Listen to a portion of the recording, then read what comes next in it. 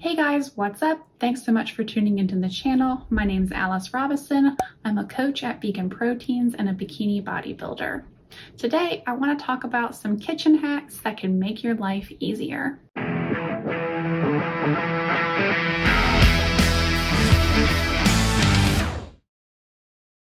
When you cook 95% of your meals at home like I do, you start to look for just about any and every shortcut and money saver there is in existence.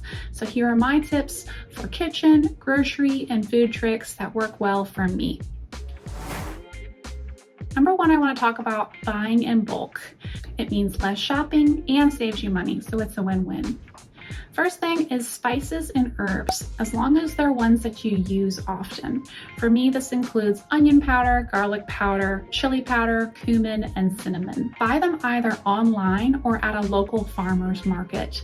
The idea is to avoid buying those tiny, fancy spice containers because that's where most of the cost of these spices and herbs comes from. Make sure that you're buying ones in bulk that you're sure you're going to use within the next 6 months before they go bad. So this list could look different for everybody. Next is extracts like vanilla extract, maple extract, almond extract, butter extract, yes, it's vegan, and more. Most grocery stores are only going to sell extracts in tiny little bottles, and the markup is crazy sometimes. You can order them online in larger containers and find some serious savings. Also, your flavorings like liquid aminos, tamari, or soy sauce, whatever your preference is. We use these things so often, you might as well buy them in bulk. Next is flours and powders. As vegans, we tend to use a lot of specialty flours, things like oat flour, chickpea flour, almond flour, tapioca starch. The list is going to look different for everyone, again, based on how you stock your pantry. And also, like I said, powders in general. For me, I'll buy a lot of vital wheat gluten, which I guess is more like a flour admittedly, but I'll buy vital wheat gluten to make seitan. I'll buy nutritional yeast. I'll also buy mushroom powder for flavoring and more.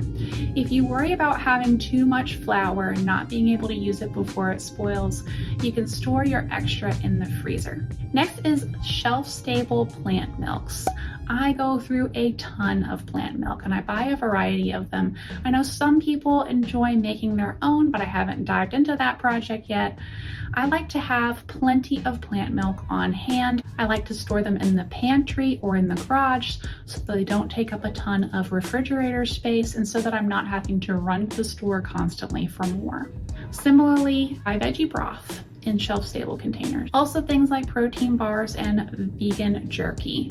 Definitely order these things in boxes. Never buy them individually in the store. The markup is going to be crazy most of the time.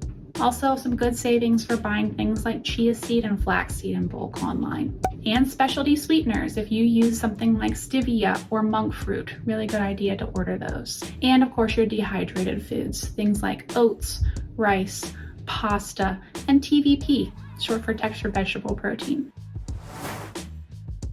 So now let's talk about things that you can't buy in bulk, mainly your produce. The tip is to find ways to make them last longer. My tip is to not wash your produce until you're ready to eat it, unless you're prepared to let it dry 100% before you put it back in the fridge. Or here's a tip to help you dry your produce faster: buy a salad spinner. It's a huge time saver there. One of my favorite tips for berries and keeping your berries fresher longer is to store them in mason jars with a lid. The containers that berries come in from the store allow a lot of airflow, which actually encourages them to ripen faster and spoil faster. When you put them in an airtight container like a mason jar, you're stopping the airflow and extending their shelf life. For things like fresh greens and herbs, I like to cut a strip of paper towel and add them to the containers to help absorb moisture from condensation and help keep the greens fresher longer. Just keep in mind you may have to change the paper towel strips every few days depending on the humidity of where you live, as well as the humidity of your personal refrigerator. Also, I like to buy a bag of onions at a time. I go through a lot of onions, and I'll store them in the fridge. Not only does this help them last longer, but it also helps prevent you from tearing up when it comes time to dice them. I also love buying frozen veggies. It saves a ton of chopping time and prep time. Plus, if you're like me and you don't like eating veggies that have been cooked even one day before, you can easily cook them up really quickly in a pan so that it tastes its best and it tastes the freshest. If you live near a Whole Foods, I highly recommend the Whole Foods 365 store brand for some of the best tasting frozen veggies I have found, in my opinion. Couple of other tips for you guys. When you meal prep a lot like I do, you store a lot of your foods in the fridge, which can dry them out. On top of that, they may dry out even more in the microwave because that's actually how microwaves work. They irritate water molecules. I don't know how common knowledge that is, but it contributes to drying out of your food even more. I like to grab a paper towel large enough to cover your food, get it damp, wring it out, and drape it over your plate. That way, when you reheat your meals, it will keep them moist and sometimes even rehydrate the foods and straight up rescue your food.